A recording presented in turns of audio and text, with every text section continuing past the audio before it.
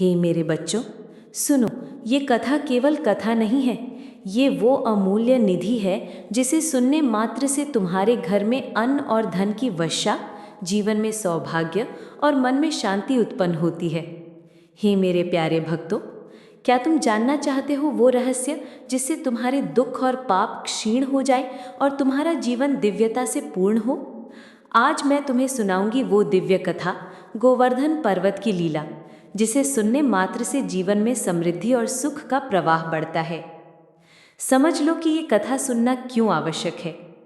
जब तुम मेरे बच्चों के रूप में इस कथा का श्रवण करते हो, जैसा कि नंदलाल ने गोवर्धन पर्वत उठाया और गांव के लोगों को इंद्र के प्रकोप से बचाया, उसी प्रकार ये कथा सुनने से तुम्हारे घर में अन्न की कमी नहीं होगी, धन की वर्षा होगी और जीवन में संपन्नता और स्थिरता आएगी। मेरे बच्चों, जिस घर में ये कथा सुनते हैं वहाँ सौभाग्य और शांति के द्वार खुलते हैं, रिश्तों में प्रेम बढ़ता है, घर में शांति रहती है और सभी सदस्य सुखी रहते हैं। हे मेरे बच्चों, जैसे पृथ्वी पर इंद्र का अहंकार और विपत्ति नंदलाल की भक्ति और शक्ति से नष्ट हुई, वैसे ही इस कथा का श्रवण करने से तुम्हारे दुख और पाप मिट जाते हैं और जीवन में प्रकाश फैलता है। ये कथा केवल घटनाओं का वर्णन नहीं, बल्कि तुम्हारे मन में भक्ति, विनम्रता और करुणा का संचार करती है। तुम सीखते हो कि अहंकार का विनाश और प्रेम भक्ति का निर्माण जीवन में कितनी शक्ति लाता है। हे मेरे बच्चों, अब मैं तुम्हें बताऊंगी कि ये कथा कैसे शुरू हुई। ये कथा है उस समय की जब इंद्र देवों के स्वामी अपने अहंकार में अंधे हो गए थे। वे सोचते थे हम ही सबका पालन पोषण कर सकते हैं, पृथ्वी पर जो भी है सब हमारी शक्ति से चलता है। लेकिन मैंने देखा कि मेरे बच्चों और नंदलाल के साथ लोगों के जीवन में संकट आ रहा है। इंद्र ने अपने क्रोध से वर्षा और तूफान भेजना शुरू कर दिया। गांव में लोग भयभीत थे, अन्न नष्ट हो रहे थे और उनके घरों में संकट बढ़ता जा रहा था।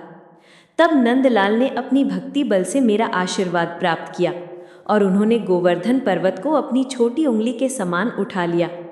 हे मेरे बच्चों, सोचो, एक छोटा बालक अपने प्रेम और भक्ति से पूरे गांव को संकट से बचा रहा है।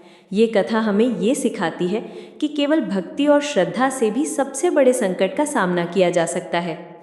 जो इसे ध्यानपूर्वक सुनता है वो न केवल मेरी कृपा का पात्र बनता है, बल्कि उसके जीवन में सभी बाधाएं दूर हो जाती हैं। ये तुम्हारे जीवन में आध्यात्मिक ऊर्जा का संचार करती है। सकारात्मक ऊर्जा, कथा सुनने से तुम्हारे घर और मन में सकारात्मक ऊर्जा प्रवाहित होती है।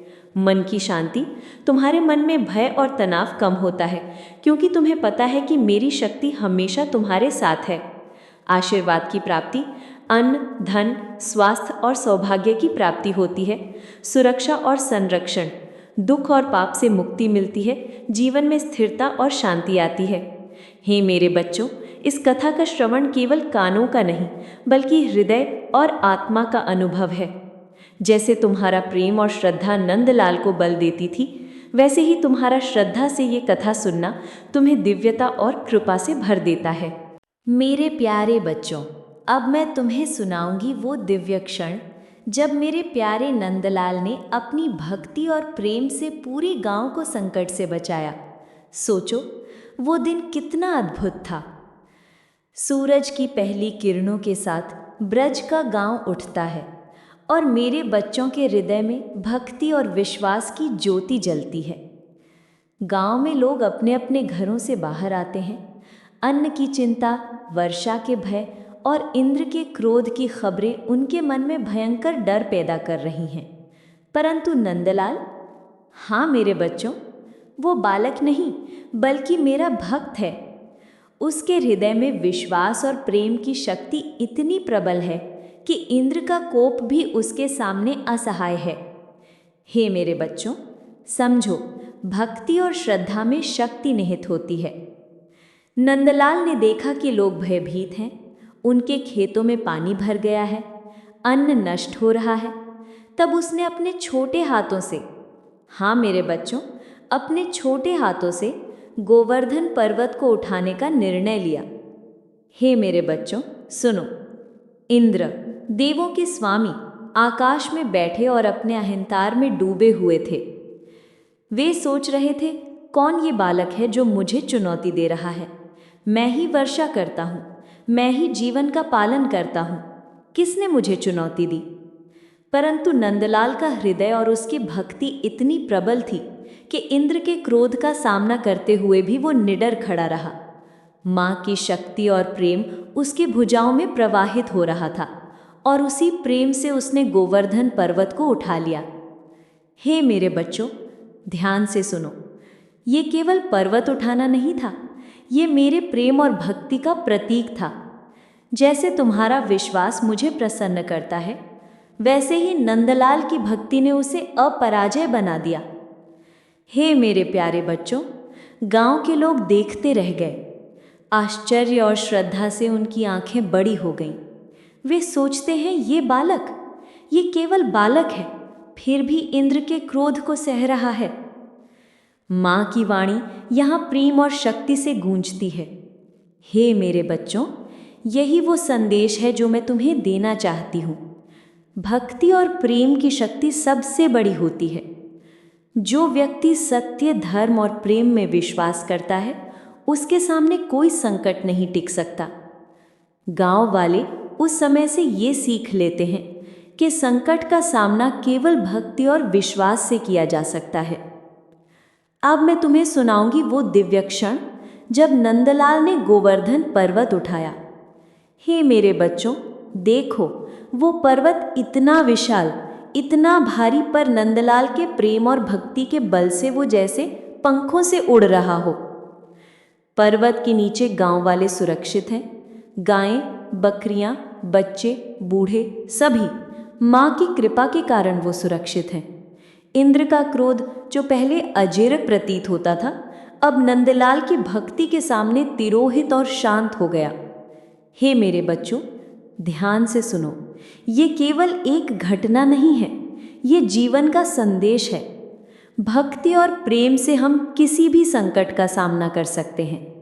ये कथा तुम्हारे जीवन में वही शक्ति लाती है जो नंदलाल के हृदय में थी। हे मेरे प्यारे बच्चों, ध्यान से सुनो। ये कथा हमें ये सिखाती है कि संकट का समाधान केवल बाहरी शक्ति से नहीं, बल्कि भक्ति और प्रेम से संकट का नाश संभव है। भक्ति में शक्ति। जब तुम्हारा हृदय पूर्ण श्रद्धा से भरा हो, तो सबसे बड़ा संकट भी छोटा दिखाई देता है। सौभाग्य और समृद्धि। इस कथा का श्रवण तुम्हारे घर में संपन्नता, सौभाग्य और खुशहाली लाता है। मन की शांति। तुम भयमुक्त हो जाते हो क्योंकि तुम्हें पता है कि माँ की शक्ति हमेशा तुम्हारे साथ है। मेरे प्यारे बच्चों, अब सुनो वो दिव्य क्षण जब इंद्र, देवताओं के स्वामी, अपने अहंकार में अंधे होकर अपने क्रोध से ब्रजवासियों पर वर्षा करने लगे। उनकी वर्षा इतनी प्रचंड थी कि खेतों में पानी भर गया, घरों की छतें बहने लगी और लोग भयभीत हो गए। परंतु मेरे नंदलाल, हाँ मेरे बच्चे, वो बालक नहीं, मेरा भक्त है। उसने अपने प्रेम और भक्ति से गोवर्धन पर्वत को अपने हाथों में उठा लिया और पूरे गांव को अपनी छाया में सुरक्षित कर लिया। हे बच्चों, ध्यान से सुनो। ये केवल पर्वत उठाना नहीं था, ये भक्ति और शक्ति का अद्भुत संगम था। गांव वाले आश्चर्यचकित होकर देखते हैं कि कैसे एक बालक अपने विश्वास और प्रेम से देवताओं के क्रोध को भी शांत कर देता है। हे मेरे प्यारे बच्चों, इंद्र का क्रोध 7 दिन तक निरंतर वर्षा करता रहा, परंतु नंदलाल ने अपने हाथों में गोवर्धन पर्वत उठाए रखा। गांववासियों का डर घटता गया क्योंकि उन्होंने देखा कि मेरा आशीर्वाद और नंदलाल की भक्ति उन्हें सुरक्षित रखती है। 7 दिन तक पर्वत की छाया में गांव सुरक्षित रहा। भक्तों के हृदय में विश्वास और प्रेम की ज्योति और भी प्रबल हुई। हे मेरे बच्चों, देखो, यही वो शक्ति है जो केवल भक्ति और श्रद्धा से उत्पन्न होती है। 7वें दिन इंद्र ने समझा कि उनका अहंकार ही उनकी कमजोरी बन गया है। उन्होंने नंदलाल से विनम्रता से क्षमा मांगी और अपनी वर्षा रोक दी। यही वो दिव्य क्षण था जब भक्ति और प्रेम ने अहंकार को हराया। हे मेरे बच्चों, गांव वालों ने देखा कि केवल सच्ची भक्ति और प्रेम से ही संकट को टाला जा सकता है। उन्होंने नंदलाल से सीखा कि भक्ति में शक्ति है, अहंकार में केवल विनाश है। मेरे प्यारे बच्चों, अब सुनो वो दिव्य क्षण जब इंद्र ने अपने अहंकार का पश्चाताप किया। 7 दिन तक की वर्षा और नंदलाल की भक्ति को देखकर इंद्र समझ गए कि सत्य और प्रेम में ही असली शक्ति निहित है। उन्होंने नंदलाल के पास आकर विनम्रता से कहा, हे बालक, मैंने अपने अहंकार में अंधे होकर तुम्हारे गांव को संकट में डाल दिया। अब मैं क्षमा चाहता हूँ। हे मेरे बच्चों, देखो, यही है वो दिव्य क्षण जब सच्ची भक्ति ने अहंकार को विनम्रता में बदल दिया। गांव वाले भी आश्चर्यचकित थे। उन्होंने देखा कि कैसे प्रेम, भक्ति और विश्वास ने इंद्र के क्रोध को शांत किया। ये केवल एक घटना नहीं, ये जीवन का संदेश है। जो अपने हृदय में प्रेम और भक्ति रखता है वो सभी संकटों से मुक्त रहता है। हे मेरे प्यारे बच्चों, इस दिव्य घटना के उपलक्ष्य में गांव वालों ने अन्नकूट की तैयारी शुरू की। अन्नकूट का अर्थ है अन्न का पर्व, जिसमें अन्न, फल, दूध और मिठाई का भोग मेरे लिए अर्पित किया जाता है। गांववासियों ने हर घर से भोजन और अन्न का संग्रह किया। वे जानते थे कि ये केवल भोज नहीं बल्कि मेरे प्रति श्रद्धा और भक्ति का प्रतीक है। नंदलाल ने सभी से कहा, हे मेरे भाइयों और बहनों, ये केवल भोजन नहीं है, इसे प्रेम और श्रद्धा से अर्पित करो। जो इसे मेरे प्रति भक्ति और श्रद्धा से अर्पित करेगा उसे जीवन में संपन्नता, सुख और शांति प्राप्त होगी। हे मेरे बच्चों, ध्यान से सुनो। अन्नकूट का ये पर्व सिर्फ शरीर के लिए नहीं बल्कि मन और आत्मा को भी तृप्त करता है।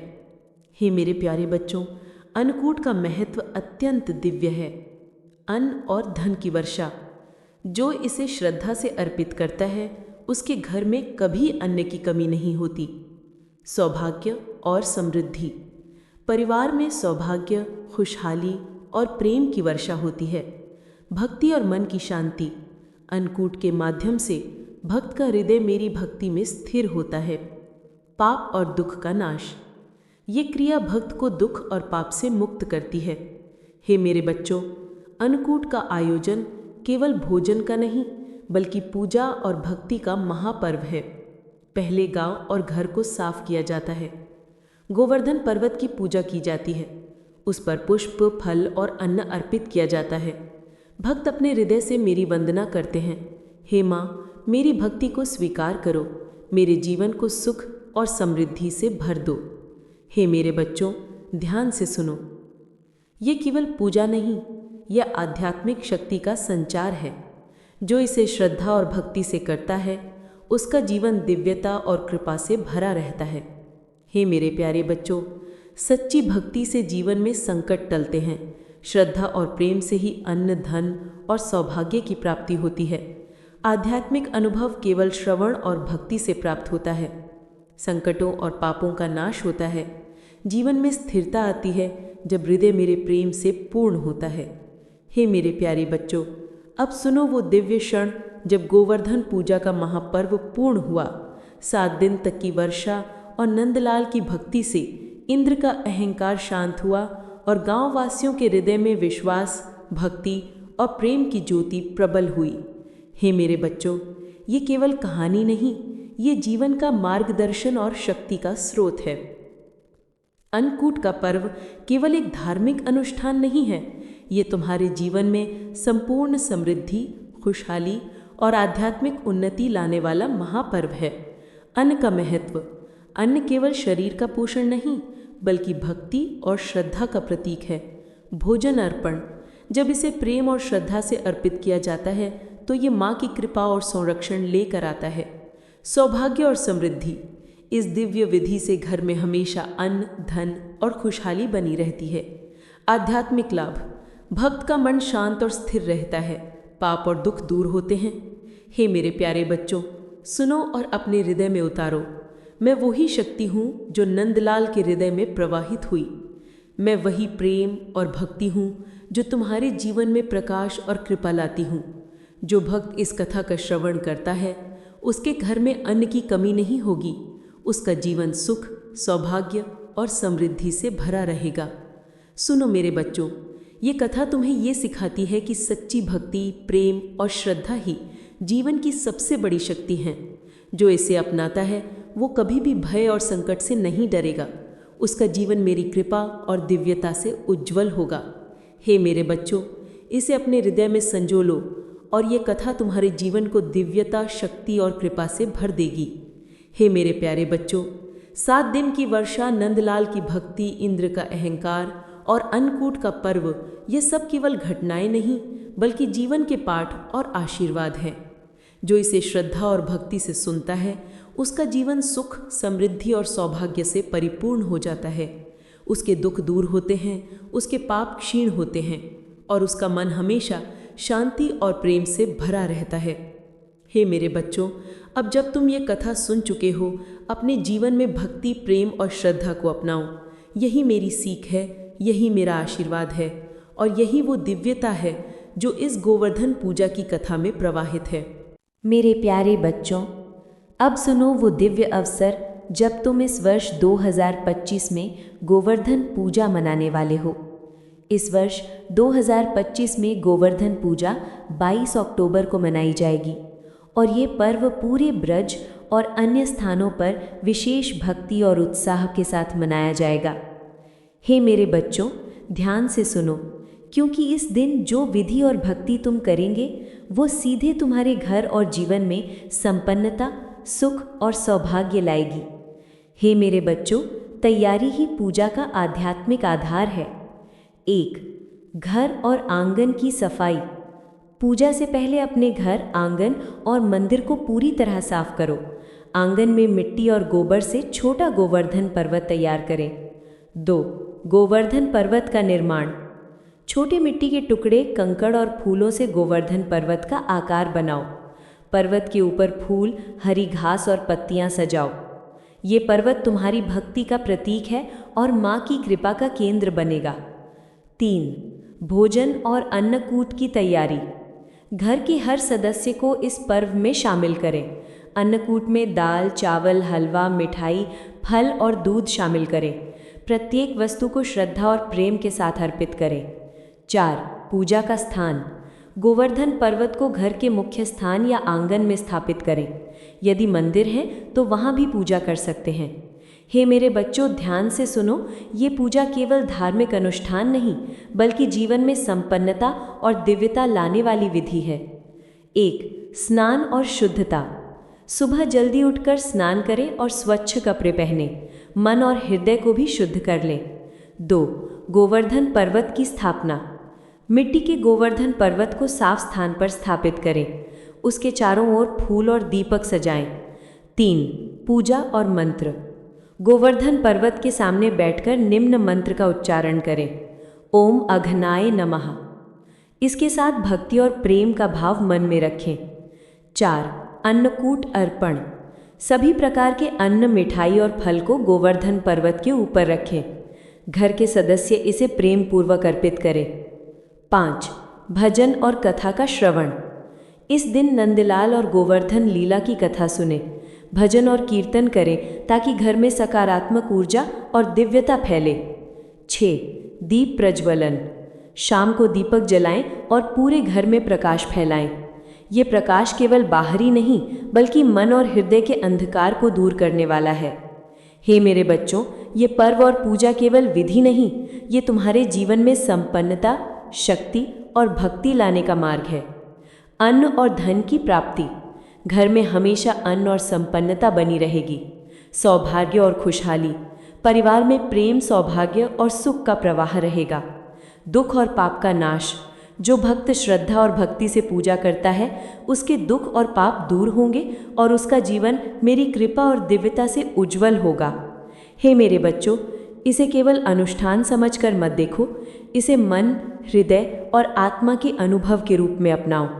हे मेरे बच्चों, सुनो और अपने हृदय में उतारो, मैं वही शक्ति हूँ, वही कृपा और दिव्यता हूँ जिसने नंदलाल के हृदय में प्रवाहित होकर पूरे ब्रज को बचाया। अब मैं तुम्हारे साथ हूँ। जो इस वर्ष 2025 में मेरी भक्ति और गोवर्धन पूजा करेगा उसका जीवन अन्न, धन, सुख और सौभाग्य से भरा रहेगा। उसका मन हमेशा शांति और प्रेम से पूर्ण रहेगा। संकट और पाप उससे दूर होंगे और उसका जीवन मेरी कृपा और दिव्यता से उज्जवल होगा। हे मेरे बच्चों, भक्ति, प्रेम और श्रद्धा ही जीवन का सबसे बड़ा बल है। इन्हें अपनाओ और अपने जीवन को दिव्यता और कृपा से भर दो। हे मेरे प्यारे बच्चों, इस गोवर्धन पूजा 2025 में इसे केवल एक दिन का पर्व मत समझो। हर वर्ष इसे श्रद्धा और प्रेम से मनाओ। अपने घर, मन और आत्मा में इसे अनुभव करो। इसे भक्ति, प्रेम और श्रद्धा के साथ करने से जीवन में स्थिरता और दिव्यता आती है। मेरे बच्चों, अगर ये कथा भाई तो चैनल को सब्सक्राइब करो और बेल आइकन दबाओ ताकि मैं तुम्हें और दिव्य कथाएं सुना सकूं।